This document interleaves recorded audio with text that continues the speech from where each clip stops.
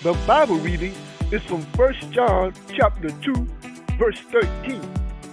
I write unto you, fathers, because you have known him that is from the beginning. I write unto you, young men, because you have overcome the wicked one.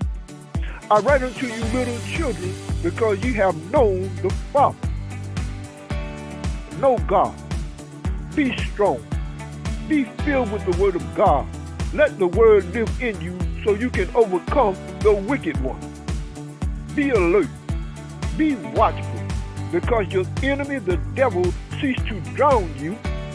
Look into the Bible and see how wonderfully Jesus overcame the devil in Matthew chapter 4.